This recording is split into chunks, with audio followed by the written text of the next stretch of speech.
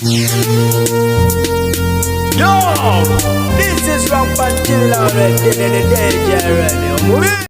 Kansubire nti mukyali bulungi abalungi abatumbudde yes wavuddeyo okwemulugunya mu bazadde yes ku ssomero erimu nga bagamba nti gavumenti ekoze kyamaanyi nnyo okubanga ate yeesuulirayo gwe nagamba okubanga bano abasomera wano bavuganya n'amasomero nga St. Lawrence ga Agakane n'amalala.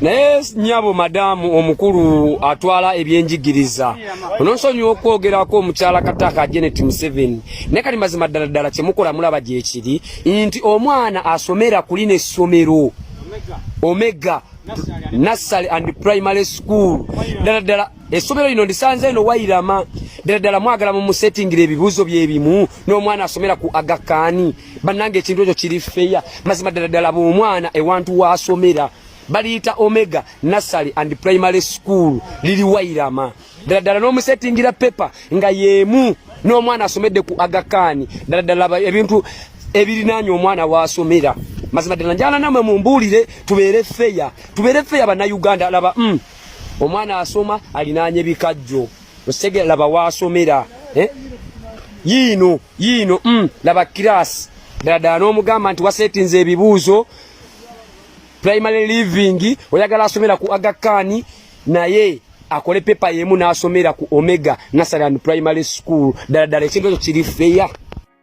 Oluvannyuma lw'ebigambo ebyavudde mu kyala amanyiddwa nga Geno Naraiso oba Afande Naraiso omukulu amanyiddwa nga Aflandani y'omu ku abo abasobodde okuba nga ate bamuyisaamu eggaali kyabadde kijjobe ku mukutu ogwa TikTok okuva mu bafoot soldiers ab'enjawulo abatera okuba nga ate bakikwasaganyiza ku mikutu migattabantu bamuyisizaamu eggaali naye nga eggaali y'omukulu amanyiddwa nga Aflandani eno yo yalumye bangi mwe muli n'omukyala amanyiddwa nga Fulufiga eyavuddeyo n'amugamba nti zannyira ku birala naye tuzanyira ku Geno Naraiso kubanga omukyalo oyo alwaniridde ekitiibwa kye kyali akikoleredde ate si ye muntu gw'osobola okuzanyirako no survivinga. Afande Naraiso jangu koma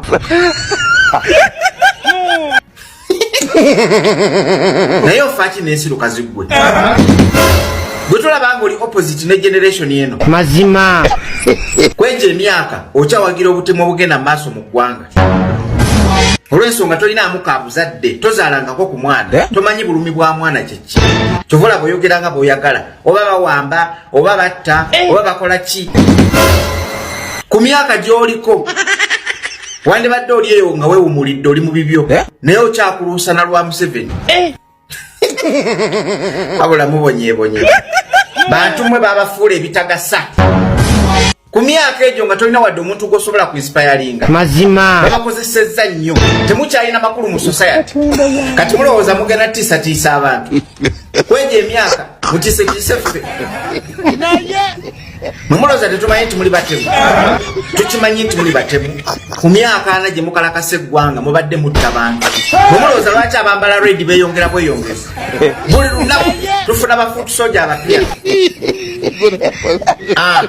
laba kulayije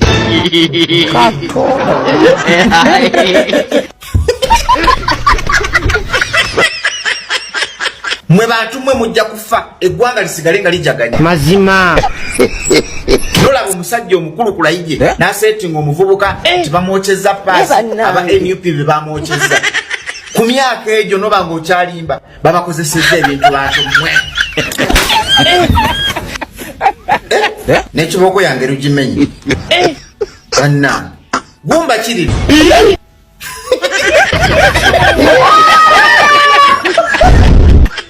wama tewerabira okudownloadinga 1xbet oligestalinge ng'okozesa promo code yange Aflandani ogenda kufuna 300% bonus ku deposit y'esooka tewerabira okujjako VPN ng'obetinga mazima nga kweyo linki eri mu bayo ojja kudda ku neebaza.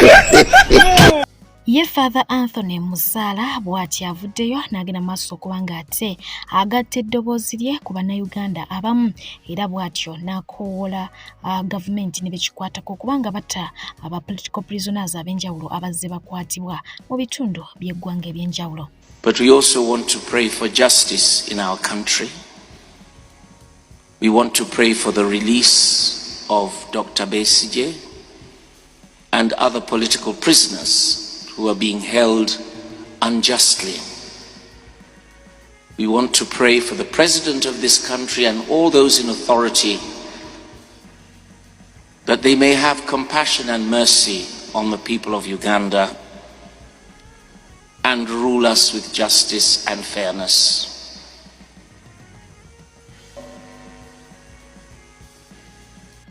Twalabye abamu ku bakyala b'omugenzi Honorable Muhammad Ssegirinya abawerako ddala bana nga kwe kuli n'oyo eyali asazeewo kubanga ate yeesimbawo adde mu bigere bya bba. Bano nno nga bonna bazze emabega w'omukulu amanyiddwa nga Nalukoola. Yes, ow'ekibiina kya NUP. Kino nno tekyasanyusizza omukulu amanyiddwa nga Luswa Luwemba Muhammad mukadde kano eyavuddeyo ku mpewo za TVM n'ategeeza nti abakyala bano kye baakoze yeetabanenya lwa nsonga nti mbo bakozesebwa bukozesebwa era yabalumirizza okuba nti babawadde ensimbi oba baaguliddwa obukadde bwe Uganda 20 okuba nga ate babeera emabega wa Nalukoola. Agamba nti babaguze buguzi na ssente byonna bye boogera byabadde bigule. Wabula agamba nti banamwandu bali 9 abana be baba bagenze 5 bo we bali era nga bali ku ludda lwe. Naye nga ye omukulu amanyiddwa nga Fred Kajubirumbuye yavuddeyo ne bwino ng'ategeeza nga bwe yayogeddeko n'omu ku baganda b'omugenzi n'amukakasa nti omukulu ono yakuulita n'ebintu by'omugenzi bingi era nga babyagala ng'omwo mwe muli ne ambulance n'ebirala. Luwemba si oyo bamugambye bati bamugambye gwe musajja weefuge nze muganda w'omugenzi Ssegirinya komyawo ebintu by'omuganda waffe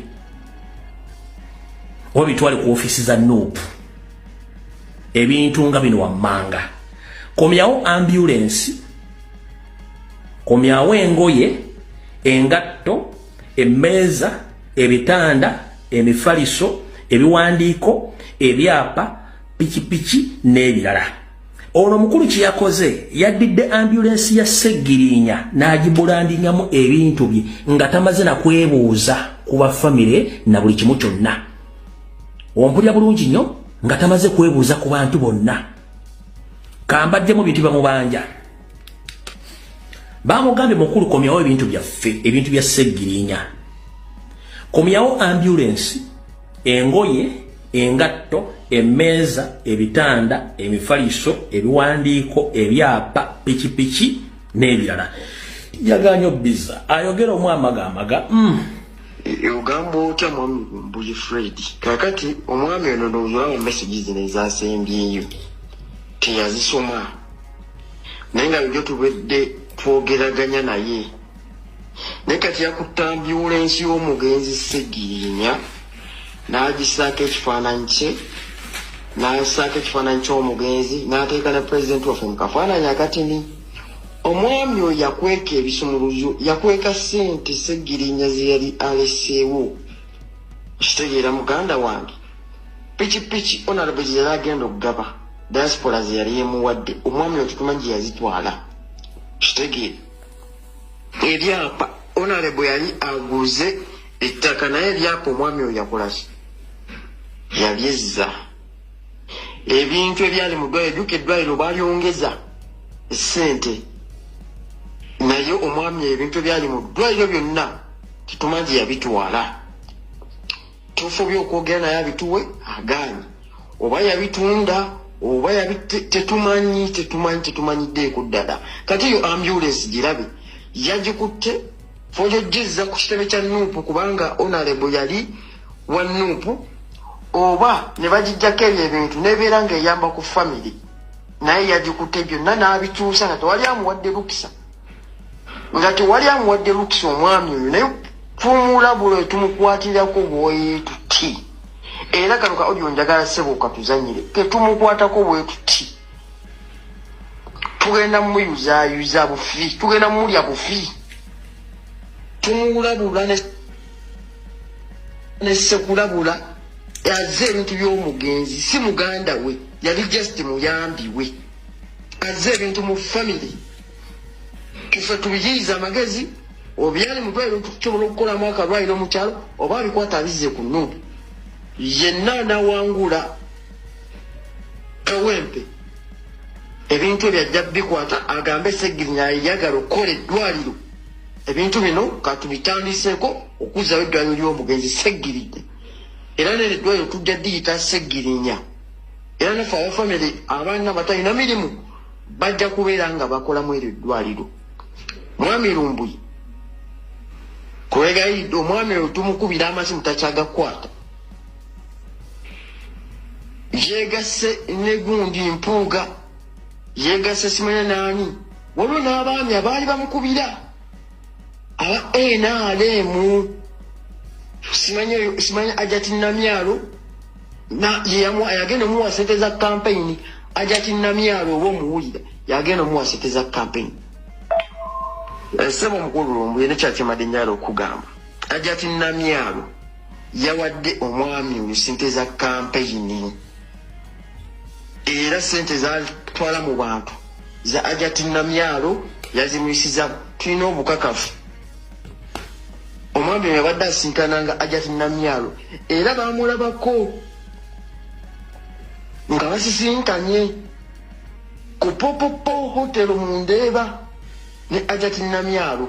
So omwami oyo ffe twagala kimu akwate ebintu by'omugenzi abizze ku kitebe kya NUP ebiri mu ddwaliro ebyabadde mu ddwaliro abizze kubanga eddwaliro Honorable omugenzi Ssegirinya wabanga yali wa kibiina kya NUP kitegeeza ebintu bisobola okuddayo mu NUP yenna n'abawangudde ng'ali mu NUP babikwate babimuwe eddwaliro lya Honorable Ssegirinya alitwale mu maaso naye omwami oyo ebintu abyefuze byonna ebintu omuli pikipiki yonna Honorable Ssegirinya bye yali agenda okugabira abantu b'e Kawempe byonna bikwate eba akyabina nga teyabitunda ebintu ebirina okugenda mu famire abikwate abitwale mu famire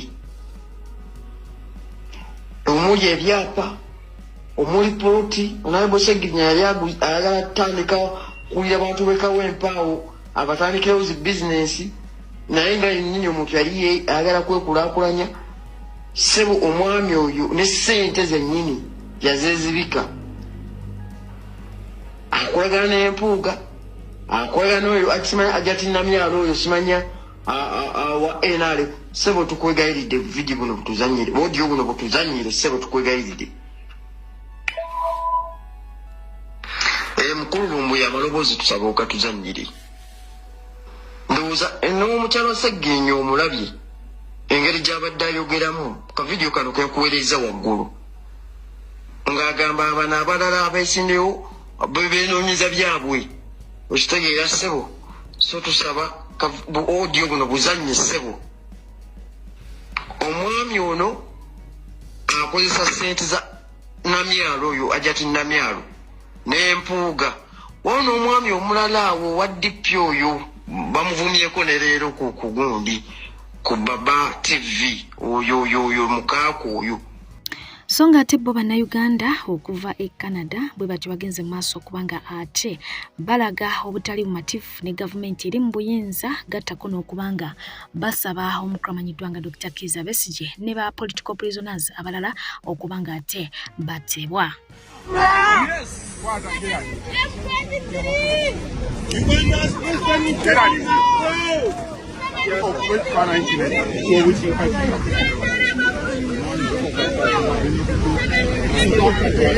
The dictator in Uganda must go. Omukulamanyiddwa nga Kasuku avudde bw'atyo n'akreditinga muwala w'omukulamanyiddwa nga Fred Nyanzi eyakwatibwa olunaku olw'isaawa emabega era bw'atyo n'agamba nti obuvumu omwana ono bw'alina asaana kuweebwa kaada bw'atyo n'abanga ate akulemberamuko eggwanga agamba eggwanga lyetaaga abantu abamalirivu bwe bati. Magembe Elizabeth Nyanzi ndi muwala wa Chairman Nyanzi. Nzize leero mu mawulire okulagira gavumenti kubanga teyina lukisa eddembe lyaffe tetulina disaba gavumenti lyatuweebwa nga twakazaalibwa kati tetugenda kwegayirira gavumenti oba gisaba oba gijjukiza tugiragira okuta abantu baffe bonna be bakutte mu nsobi abo bonna political prisoners be batutte nze kennyini nze tata wange ya abductingibwa ku Monday njagala tatange mumulete kati we mwamujje. If you don't, we mutakikola ekyo ffe tugenda banonya yonna gye muli. Mulowooza nti Abannayuganda bulijjo twogera mu byakusaaga. Mugenda tandika olaba action, mugenda tandika olaba nti abavubuka tuli actually bamaanyi ate tutiisa kubanga tukimanyi mututya. Tuli wano naye mutadde drone nga 8 n'amagye wabweru wa weno gate mutya abantu abatesuka na mu miliyoni emu. Well, we are coming for you. Tugenda banona, tugenda nona abantu baffe bonna. Tate wange waba mwamuse mumulete kati. Waba mulamu mumulete. Waba mwamukubye mumulete. Tumanyi be mukola. Era naffe tubanona. Tukoye obasaba kati tuwalagira bulagizi. Kubanga dembe lyaffe era tulinona. Thank you. Boba member ba NUP aba Election Management Committee ababuzibwawo abana. Yes, President w'ekibiina kino avuddeyo ne map eraga wawe bali ngagamba nti bane motoka mwe bali yali tracking wabula nga bamaze okugibwa mu motoka eyo ne batekebwa mu drone. Emotoka yawe yavugibwa netwalibwa ate mu kifo we batwaliddwa era nga bagenze okugigoberera ng'ebalaga nti balimbuya mu balaksi bagena maso kubanga ate babasoya kajojijoji webibuzo wewawo olunaku olwaliro avuddeyo n'ategeeza nga bwakyaddeko mu maka ga mukulu we amanyiddwa nga Chairman Nyanzi era ng'embeera gyasanzeewo agamba nti yakiyongobero okubanga bamisinga taata ewaka. Ndi wano maka ga Chairman Nyanzi naye wasirifu tewali ssanyu nga bulijjo kukyanga bawamba Chairman Nyanzi abaana be ne mukyala we ne baganda be badde beunaganyanga banyumyamu basala entoto engeri gye babanjamu tata waabwe muganda waabwe. Muganda waffe tumanyi yonna gy'oli embeera yonna gy'olimu katusabe nti okyali mulamu era Mukama kuume naye oluvannyuma lwa byonna tujja kubeera free. Free Nyanzi now! Free Nyanzi now! Free Nyanzi now! Free Nyanzi now! Munnakibiina Futu Sodia omulala eyakwatiddwa ngono yayitibwa Juma wa Bobby wabula ngono ekyamukwasizza ke katambi ke yagenze maaso kubanga ate akola ku mukutu ogwa TikTok mwe yategeerezza aba NRM nti ekimala kimala n'asaba ab'ekibiina kye oba abo abawagira enkyukakyuka nti bakwate ebijambiya buli we basanga wa NRM bamutemeko omutwe awo nabo bajja kubanga ate bakoze ki babasobodde wabula gye biggweredde ngono akwatiddwa. Bannakibiina abalala bavuddeyo okubanga ate bawabula bannaabwe obutakola nsobi ng'omukulu ne gyagenze maaso okubanga ate akola yamuviddeko okubanga ate akwatibwa era ng'akulembeddemu ye mukulu amanyiddwa nga Womal Kiseka. Drone kujambia uliwe ni ali muomusanga Yakobo uliwo omusanga tewakyali kuzannya kati naffe tukoye jogo tulabeje. Waliwo omuvubuka gwe bakutte bamuyita Juma wa Bobby bambi omuvubuka oyo yagenze n'akola video ey'obusungu ng'era agikozesa busungu. Tukkirize tugaane Museveni atunyingiza ffenna. Waliwo wootuukako n'ogamba senga nnina omuntu gwengwako mu bulago ebyaddala naye olw'okuba olutalo lwaffe tulwanyisa batemu ffe tetwagala kutemula y'ensonga lwaki situlago yaffe tugivuga nga ya mirembe era nga tuyita mu mirembe okulwanyisa omutemu kubanga tewaliwo ngeri gye tugenda kunenyamu Museveni kutemula nga naffe tutemudde. Mpuliriza bulungi omuvubuka oyo eyakoze vidiyo eyo yagikozesezza busungu ebyaddala y'ensonga lwaki bamwanguyidde n'okumukwata ne bamukwata. Mpuliriza bulungi Museveni anyizizza abantu okubatuusa ku kulowooza eby'ekisiru.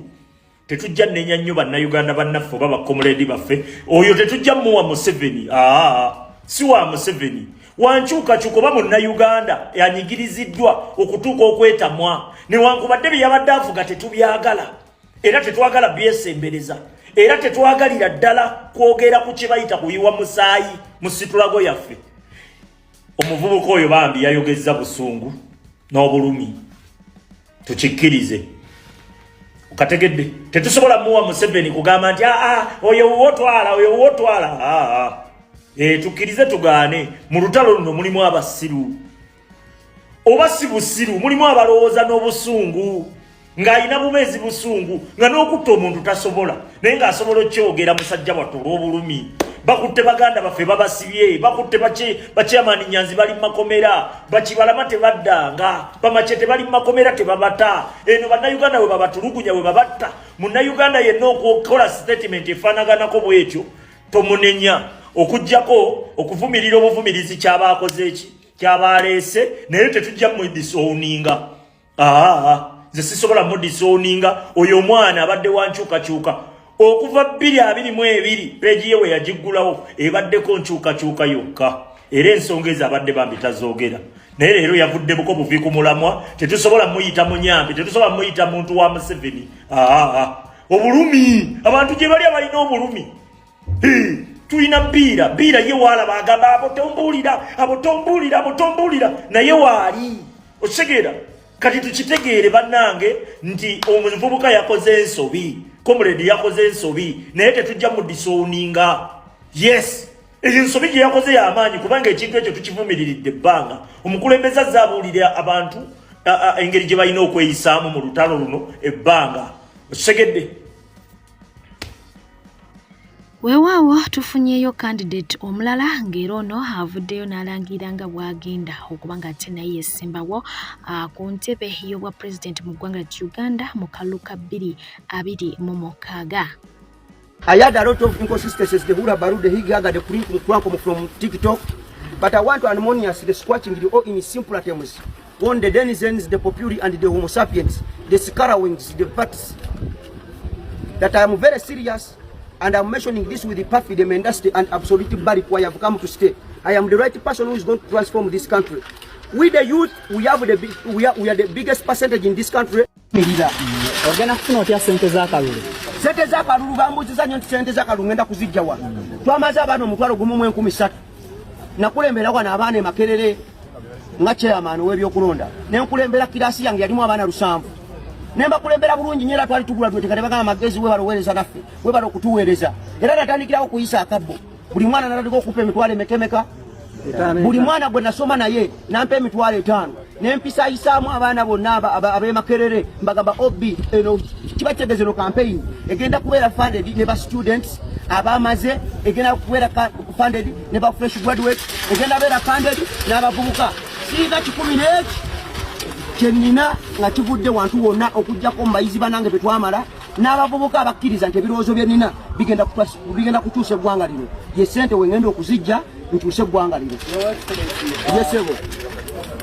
Naye nga tukyayogera kuno nakuli ntwala omukisa guno kubanga ate nkutegeeza nti aba Malton bali mu bwetaavu obwa abantu bano wammanga beetaaga ba airport loaders, beetaaga ba aircraft cleaners, beetaaga ba cargo loaders wamu ne security guards. This is urgent. Oba okitegeera kino kya bwangu bw'obanga oli eyo munange ng'ozunze n'oweera ne bikugwa ku ntumbwe sole n'ekugwa ku ngatto tomagamaga jangu ogende ku Malton obeere nga ate tosubwa interviews ne zigenda okuba nga tezikwajja nagamba nti bwendeeta ka emergency kitegeeza nti visa ziba za yiriyiri supide kubanga obwetaavu bagiye buli so n'olw'ensonga eyo dukoberenga ate wangula omukisa guno bano babetaaga mu kibuga Dubai mu ggwanga lya UAE naye ng'ate ekyo tekijjaawo kiri nti ne mu nsi endala bakyagendera ku maaso kubanga ate batwalanga e Kuwait, Qatar, Saudi Arabia, Jordan yonna eyo bagenda maaso kubanga ate batwalayo abaana abakola ne bw'obanga oyagala bwa waiter, waitresses, barista oyagala bwa maid, driver gyonna egyo bagikutuusako bulamba y'omukulu amanyiddwanga Yoweri Kaguta Museveni omukulembeze w'eggwanga lino bw'atyo yayise ababaka abava mu kibiina kya NRM bateese kunnongoosereza mu tteeka lya UPDF oluvannyuma lwa kkooti ensukkulumu okukuba ebituli mu kkooti y'amagye erungamizibwa etteeka lino. So ng'ate yo poliisi mu disitulikiti ey'e Rukunjiri yakedde kusalako offices za FDC mu bitundu ebyo ng'eno nno yabadde tekkiriza muntu n'omu okuyingira wabula nga kino kyaddiridde oluvannyuma lw'okuwulira nti bano babadde bategese olukuŋŋaana mwe babadde bagenda okuba nga tebateeseza ku ki kye bagenda okuzzaako ku nsonga ya munnabyabufuzi Dr. Kizza Besigye. Abalungi abatuuliriza era abatulaba olunaku olwaleero tukyaddeko ewa Sheikh Asiraf Dembe. Sebo sanyusa okubalaba amannya agange Seeka Asiraf Dembe akola ku bizibu by'enjawulo omuntu singa balina ebirwadde musomereddwa tumwa amazzi ga lukuya nga bw'obadde ogalaba tugenda abantu ku kyoto ne twokya emizimu emibi egibabaamu n'okulomba edduwa abantu singa abeera ng'ali wano atuuse sobola okumulombera edduwa ne waba atatuuse nga mpadde amannya ge naye ng'ali wala naneetaase bafudde enamba yange yeno eri 0701763711 namwe banyinaffe abali ebweru oyagala okuba nti oyagala okulombera ku ddwa ng'olina ebizibu viza zibuze amaka gakolongotana sente zikola zimpita mu ngalo ojja kumpeereza ekifaananyi kyo n'amanyago ebyo byokka bijja kummala nja kulombera edduwa ojja kutereera olunaku olusembayo mu mwezi mba n'edduwa eyawamu ffenna n'abalwadde bange abakadde n'abapya. Salaamu alaikum warahmatullahi wabarakatuh. Olunaku olwaleero ye omubaka tubbi amanyiddwa nga Sadati Mukibe muyite Kalifa Aganaga alumazeeko ng'ali mu bitundu by'e Kawempe bw'ati alamusa ku bantu gettako n'okuwenja akalulu. Yes, mwera kuba nga ate mubatuusako ate oluvannyuma nja basibuza omukulu amanyiddwa nga MC Kapale oyo avuddeyo n'ayisa eggaali mu maddiini gonna. Yes, oba oli wanzikiriza ki?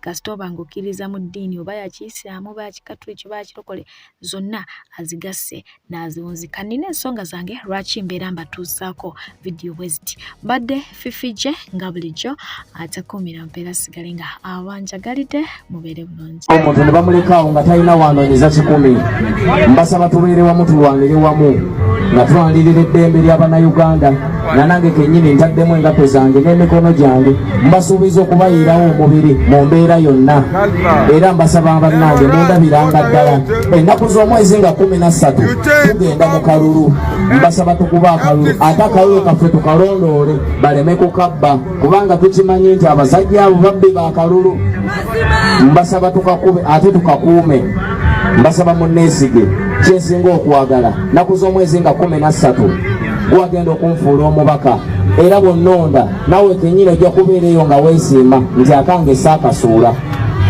N'olw'ensonga eyo bannange bataata mmwe abatuzadde naye bangi nnyo bataata bannaffe bataata abalinga mmwe bagenze mu bifo ebyo era ne mbiwagira okumala emyaka mingi nnyo naye era ogenda okulaba ng'enjawulo ki zero. Yensonga lwaki naffe tutuse ne tugamba tukuze tulaba ensobi ze bakola kati ffe katujje tutereeze bwe basiga obukyafu at least tusigewo akalangi ffe n'ennyumba yaffe weeba etonnya ffenna tuba tulumwa era nga tubagambako nti weeba mmotoka si nti ffenna tetusobola kuvuga naye bwe tulaba omuvuzi ng'avuga bubi avuga atamedde ayisiza mu koona ffenna abagenda kututta mbasaba nange mumpe envugemu mulabe akabanga tetulina kanene nnyo ngenda kubayitamu era njagala mumpe ensonga zammwe ezo ezisinga okubaluma zengenda okutuusaayo eri bino byengenda okukola si byange byammwe nga muntumye nzije mbabongekaawo kanzije baganda bange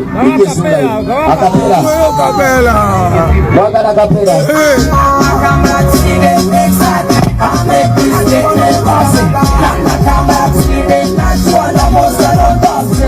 Inadi jango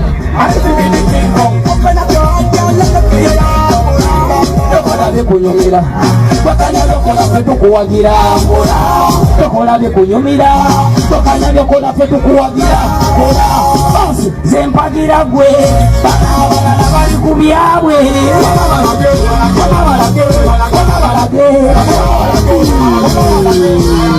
jepulo naki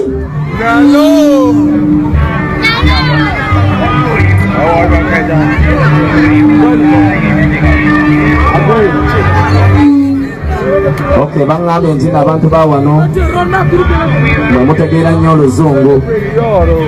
My name is Mukibe Sadati. I'm ambitious and driven. I thrive on challenges and always set constant challenges to myself. I don't settle. Bagamyeko mungenda kuti kalori ya musenyu okufuna sente obyeyo mu Afrika gwobona abana no smart toy ne bakuwa akasanvu mutu mulinga akadomola ka butto omukadde kanula amasa alinga etise kuti ya ebisiyaga zitemugeza kunsirwali yako mu basiramu mmwe temuddanga namu nze ndali musiramu ebbanga nze Bashiri Bashiri ebyo bidini yonna nabikola ko research 40 years ensingi baddemu yonna njirabye gojjo ndiraka amaziwa akasiramuka nakasiramuka teyogera ku busiramu don't talk about Muslims tujja kukuba muri banaku muri basiru muri bagwagwa musamira nze nonsi nsamira nensamira mpewoze waffe nsinza abafu bensinza be waffe bafu bange bajjajjange gwosinza abafa batakwatako nosinza Yesu mu Isirayiri bamutira yiri Isirayiri gye yafiira osinza Nabi Muhammad mufuweri abamu weri oyo mufuta kwatako oli musezi ko manyoko yagala kulya mufu abali tabimbuna yo mutwe atuwe tubigamba ko mboye mulogo kati gwo busiru no mulogani asinga amagezi kungu mulogo nabategeera nza asamira ebyekirogo ntegeera nnyo kuba nsamira misambwa gye waffe gwosamira misambwa gya Nabi Muhammad yafadda mufunyo ate teyazuukirira wammwe ate takwatako kuba mufu abali buli muntu alina ebijja ebibye we babaziika olina genda kubijja byammwe tolina genda kubijja bitali byammwe toddamu kwesiwaza kugenda kubijja ebyebuwalabu ogenda owetolola amalaalo ga Nabi Muhammad gali amalaalo tegakwatako amalaalo ga Nabi Muhammad tegakwatako amalaalo ga Yesu tegakwatako kubanga gwe toli muwalabu ate toli muki toli mu Isirayiri mu ekyo ekitwe atunange kutya yebiwata gwe DJ Nasa mwenna mugenda kunzijukira mujabereyo nga munzijukira ngenda kubeera mu bitwe gyammwe egyo ngamba siwa nga buli munda bamunzijukirako ekintu kimu oyo musajja ayogera ebigambo ngenda tandika obafuukira embizi y'akataago nga buli munda mujja nakundoota mugenda tandika okunfunanga bad dreams in your big heads because of my truth. The truth will send you free. Let the truth send you free. Let the truth send you free. Amazima gali kufuna wedemba amazima likaga kusindike mu dembe lwaki ogenda ku malaalo agatakwatako gala amalaalo ga Nabi Muhammad gakwatako amalaalo ga Yesu gakwatako mu ekyo ekitwe atunange kutya y'obukeedo ate ngenda kubanyigira bubi nnyo ngenda kutabuka wano bubi nnyo ngenda kuba mukambwe nnyo ku amadini nkimanyi gabasirwaza mugende tuddeyo ku bintu byaffe eby'obuwangwa n'ennono mudde mu byekisiru bino bye mulimu bino eno bayibuli tetukwatako Katonda waffe tabeera muwandiike Katonda tebamuwandiika Katonda si wa mu bitabo muno Katonda tebawandiika mu bitabo Katonda tebanumunoonyeza wano Katonda tali muno Katonda taba mu Kurani Katonda tabeera muno ye mwesirwaza nja bibagamba paka ate with confidence kuba kyenjogerako nkitegeera I'm talking with confidence because I know what I'm talking about. I'm teaching you younger men. Kasitola omuntu nga yeumalu simanya Sala simanya Shamimu simanya Umaru Nassa simanya ni agamba nyanya ebyo mbu kwambala midali mu bulago omuntu omukulu yambala otebe bidali yagala kwetuga yino teina mulamwa tewali mulamwa yino bukingizi ne bawandika ebintu ya Isirayiri out of Mase with the kasasiro mwerere Egypt close bichichuze ni site bichi out of all kasasiro Katonda tebamuwandika muno bano wazungu bewawandika bino kasiya Katonda tali muno Katonda tali mu Qurani Katonda tali mu Bible muno temuli Katonda. They made this to keep you Africans in slaves. This is the weapon they are using to make you as African a slave. This is the weapon they use to make you as an stupid African to become the slave. You make me to speak English. I don't want.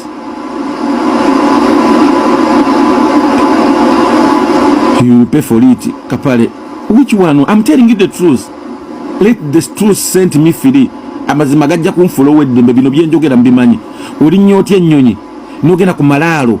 Aga Nabi Muhammad amalaalo. Yegwe Kayongo. Sheka Kayongo mweddira ki? Sheka Kayongo. Ekikukwase kubo genda ku malaalo amalaalo g'abawalabu. Ga Nabi Muhammad oli yafedda. Oli omufa atali wuwo. Noleka abafa ababo. Abafa ababo ng'obayita bisiraani, obayita byokoola, obayita bimizimu, obayita byokoola. Abafu ababo. Nukwate kubona oli nnyonyi n'ogende buwalabu. Niwetoola amalaalo g'omufu. Omufu atakwatako nga gw'oyita Katonda wo. How stupid number are you?